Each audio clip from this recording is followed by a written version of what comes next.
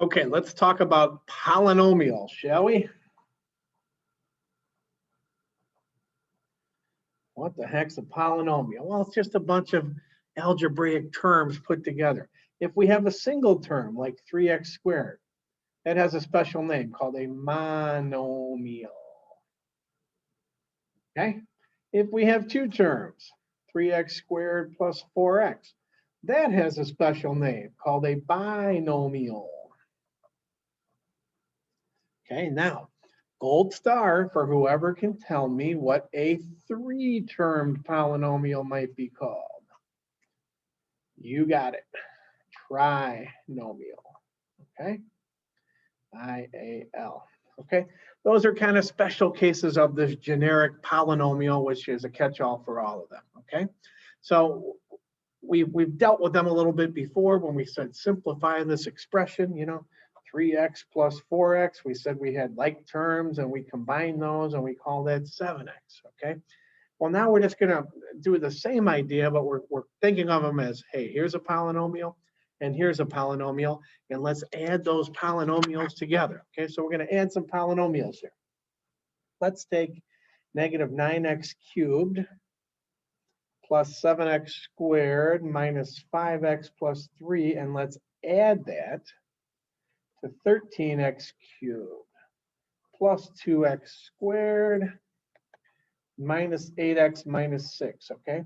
These parentheses really aren't doing anything other than, hey, I'm grouping this guy here and calling him polynomial A. I'm calling this one polynomial B, and I'm putting a plus sign in between. But really, I could rewrite this whole thing with no parentheses, and it wouldn't change a darn thing. Okay, I'm not going to, but I could. Like terms, I got a negative 9x cubed and a positive 13x cubed. I'm going to combine those two things. A negative 9 and a positive 13 is a positive 4x cubed. I've got a 7x squared and a 2x squared. They're both positive, so that'll be a 9x squared. I've got a negative 5x and a negative 8x. I'm going to put those together and get a negative 13x. And I'm going to say something more about that in a second. And I've got a positive 3 and a negative 6. That gives me a negative 3. You might be saying, wait a minute, hold on.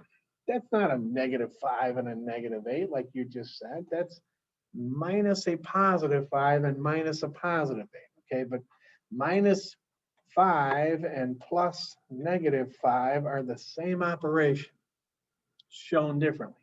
This is minus 5. In my mind, I'm thinking plus negative. So in my mind, every problem is an addition problem. That's really a negative 5 and a negative 8 that I'm adding together, okay, instead of thinking it as minus 5 and minus 8. Okay, it comes with practice, but it's really the same operation. So it allows me to just forget about the fact that that's a subtraction. In my mind, that's an addition, and in my mind, that's a negative 5x, not a positive, not a positive 5x. Instead of minus positive, I'm already just thinking plus negative. So that's plus negative, that's plus negative, and a negative plus another negative gets me more negative, okay? Okay, good deal. Adding polynomials, we're combining like terms. Really nothing special.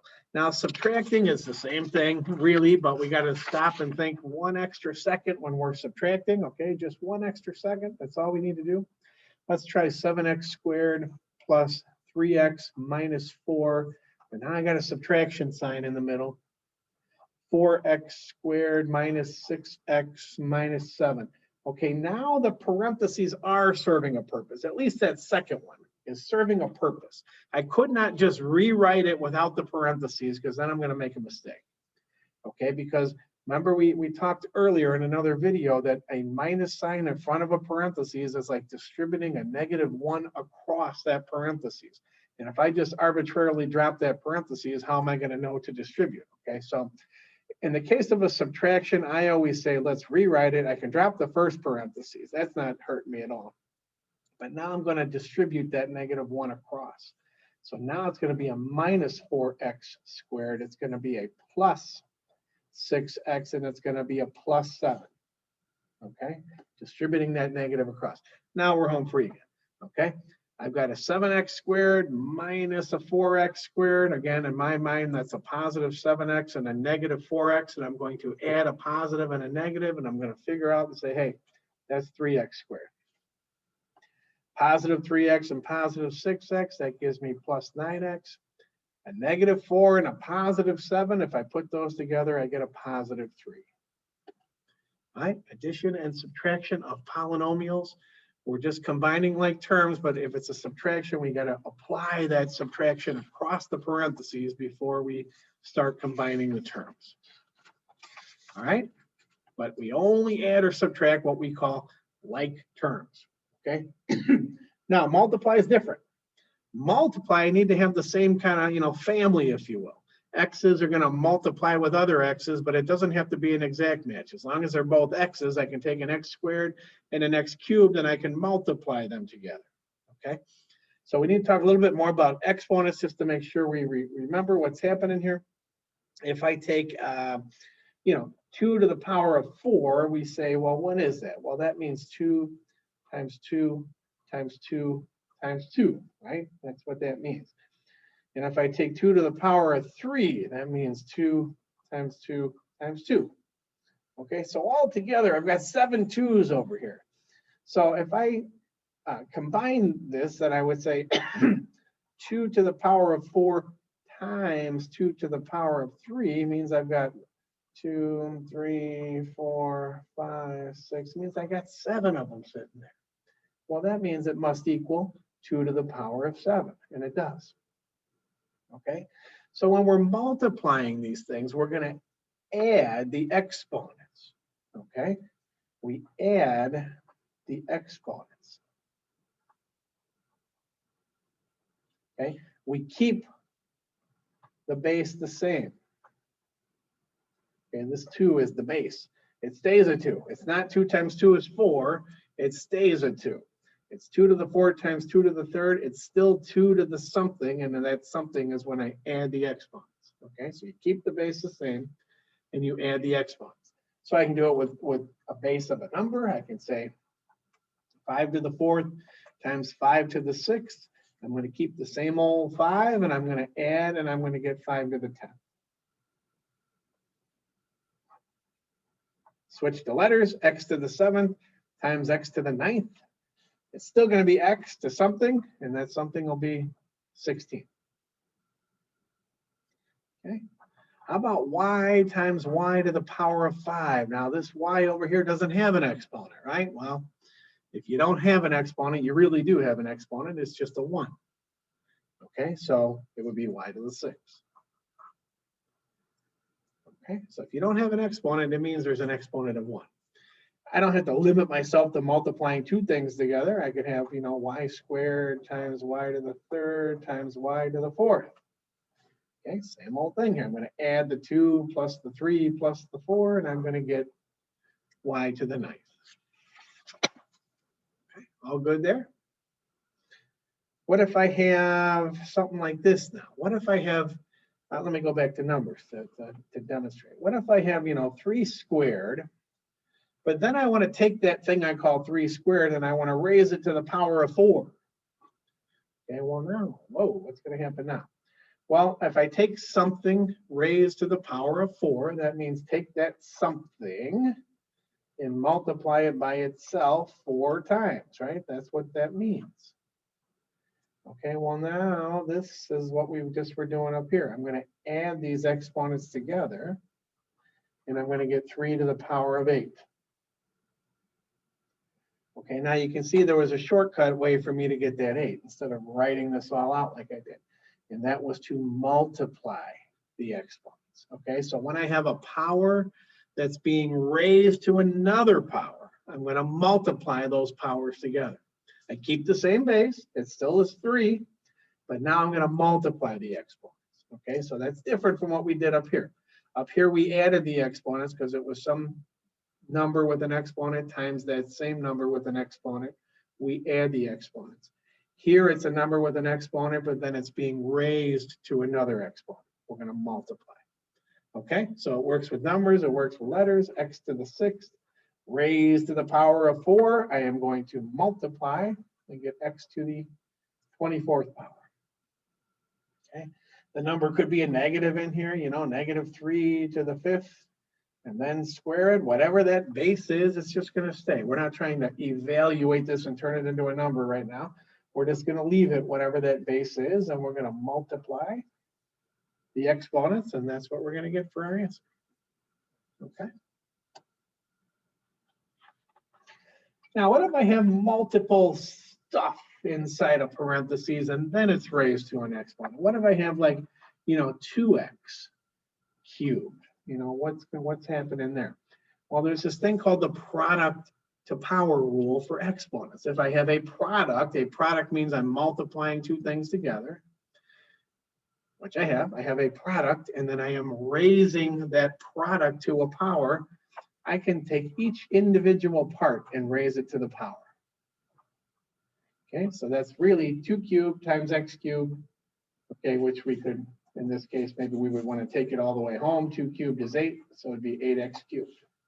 Okay, but the property applies because everything inside that parentheses gets cubed. The 2 gets cubed and the x gets cubed, and that's what we did.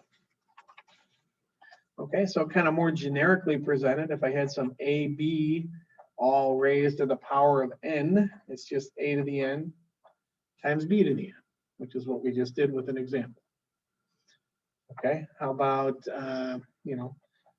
5x to the 4th, 5 to the 4th, x to the 4th, okay? 5 to the 4th is some number, whatever it is, I don't remember offhand, but it doesn't matter. That's the property, okay? So we'll leave it at that. If we multiply a couple of monomials together now, okay, we got to remember kind of the stuff we're learning here. How about if I take 2x times 4x, multiply two monomials. I'm going to multiply the coefficients. 2 times 4 is 8. And I'm going to multiply the variables. X times x, x squared. Okay, how about 6x to the 4th times 3x to the 8th?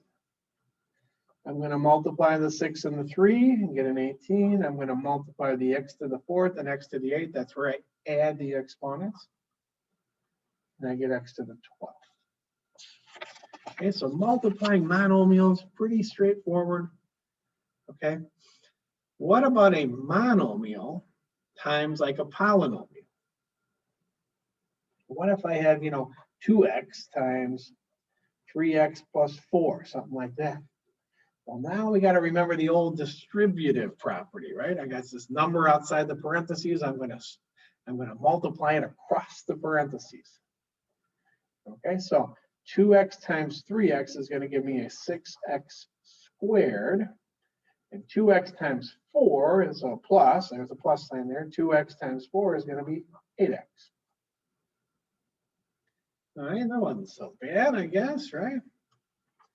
What about 3x squared parentheses 4x cubed minus 5x plus 2? We can handle that. Take that 3x squared and distribute it across. What are we going to get here? 12x to the 5th, I'm adding those exponents, minus 15x to the 3rd plus 6x squared.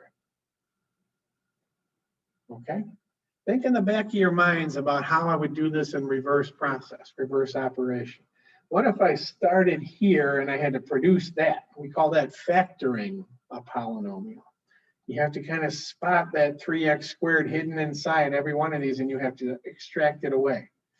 Okay, there's a little bit of factoring on your exam, it looks like. So we will touch that on that topic. Okay, but it's kind of just the reverse process. This kind of factoring, there's other types of factoring. With this kind of factoring, this is kind of the reverse process of distributing. Instead of putting it in, I'm going to pull it back out. Okay, very good. Well, that's a, monomial times a polynomial. Okay, well, what if we take it up a notch from there? What if I had maybe a binomial times another binomial? What if I had something like x plus 3 times x plus 4? Okay, well, now we got to stop and think a minute. Because I've got two things out front here, and I've got two things inside there. You might remember from some point in your algebra career, a little acronym called FOIL. Okay. First, outside, inside, last. That was a way to kind of help you remember what to do. First, meaning I take the first one here and the first one here. So x times x is x squared. Outside means the two on the outer edges. So the x and the 4 here, so 4x. The inside means the two close together. So the 3 and the x, so 3x. And then the last one here and the last one here, 3 times 4 is 12. Okay. And then we put these together. We can combine a little bit of like terms here. Okay. And we can create that. All right. So FOIL is kind of a cute way to remember, I guess. But at the end of the day, what did we do? We took this x and we distributed it across. We said x times x is x squared. We said x times 4 is 4x. And then we distributed the 3 across. 3 times x is 3x. 3 times 4 is 12. So either way you want to think about it, it's the same process, okay? And then you simplify. Okay, now starting with this and creating these two pieces is a little more difficult because you can see a correlation, but it's not exactly obvious how I would start here and produce those two. So that's a little more challenging type of factoring than the one we did up there. Okay, let's try one more of these. What if we have 3x plus 7 times 2x minus 4. Okay, the old FOIL process here. I'm going to take the 3x times the 2x and get a 6x squared. 3x times, that's now thought of as a negative 4. So 3x times negative 4 is negative 12x. 7 times 2x is going to be 14x. And 7 times negative 4, negative 28. Notice I'm saying the word negative and I'm writing down a subtraction sign. Okay, it's the same idea. Either minus positive or plus negative is the same thing. Okay, combine my like terms. In the middle, I have a couple things I can combine. In my mind, that's a negative 12 and a positive 14. So that makes a positive 2x. Okay, and then minus 28. Okay, so that's how we would multiply a couple of binomials together. If it went beyond that, it's just more of this distributing property. You're not limited to binomials times binomials. You could have a binomial times a trinomial. 2x plus 3 times, x squared plus 4x plus 5, something like that. Well, now we don't have the cute little FOIL acronym. We're just going to take the 2x and distribute it across, take the 3 and distribute it across, and combine our like terms. So let's do that here. We'll get a 2x cubed plus, we'll get an 8x squared. Forgot to silence my phone, sorry, that's my email. Plus 10x plus, what do we got here? 3x squared plus 12x plus 15. Okay, I'm distributing the 3 across there, and those last 3 things I wrote down. Now we're going to combine like terms. Well, 3x cubed's got nobody to combine with.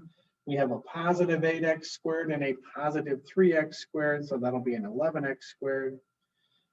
10x and 12x, both positive, so plus 22x. And then 15 is flying solo, so 15. And there we go. All right, so that's how we would multiply polynomials. There's special products that we might be concerned with. It's really the same stuff over and over, but there's sometimes little shortcuts. Really the only one that I would worry about, and it's more so when we go backwards for factoring, really the only one is if I have what we call conjugates. If I have, generically presented some a plus b times a minus b, okay, that has a very special FOIL process. It turns into a squared minus b squared. And I always tell my students, going forward, you just FOIL it out. It's not a big deal. It's going backwards that you gotta kind of learn, because it's hard to remember going backwards. Going forwards, x plus 3 times x minus 3, not really so much of a big deal. FOIL it out. X times x is x squared. Negative 3 times x is minus 3x. 3 plus x is plus 3x. And then 3 times negative 3 is minus 9, okay? Well, what do we have here? When I combine those two pieces in the middle, those 3 x's disappear, and I just have x squared minus 9. Okay, the formula, the shortcut said, hey, all you have to do is take that a, which is x in our case, and square it, so it's x squared, and then minus, and then take that b, which is a 3, and square it, and 9, and there you go, x squared minus 9, we got it. Okay, so the formula is kind of a little shortcut, but foiling so easy, I say just foil it, you know. A couple other little shortcuts. The square of a binomial also has a little shortcut formula, but again, I'm an advocate of just FOIL it out and be done with it. You know, it's the same thing squared. Now, I guess here's what you don't do. This is a common mistake. You don't say that's just a squared plus b squared. Okay, because that's kind of the obvious thing here. Let me put a real example. X plus 3 squared. The common mistake is, oh, that's x squared plus 3 squared, right? Because I just did something very similar to that a few minutes ago, but it was like 3x squared. And I said, everybody gets squared, right? Everybody in that parentheses gets squared. The 3 gets squared and the x gets squared. Okay, I did an example just like that. Okay, and that's common sense, so to speak. That's what you would think it is, and that's correct. But this is a multiplication process. 3x everybody squared, what does that mean? That means take 3x and multiply it by itself. That's what square means. Well, 3 times 3 is 9, and x times x is x squared. Well, what does this mean? X plus 3 squared means take this creature that I call x plus 3 and multiply it by itself. That's what square means. Well, this is a FOIL process. This is x squared plus 3x plus 3x again, and then plus 9. So this has a middle piece that we would have lost if we just did the little mistake up here. We would have lost that middle piece. Okay, so there is, like I said, a shortcut formula. I don't even want to write it down because it's just, you have to memorize the formula, okay? But because I'm taking the same thing and squaring it, it's a little shortcut, okay? So FOIL it out and be done with it, okay? That's what I say. And going back the other way again, you know, there's some techniques, but moving forward, what I call the forward direction with this FOIL process, just multiply it out and be done with it, okay? All right.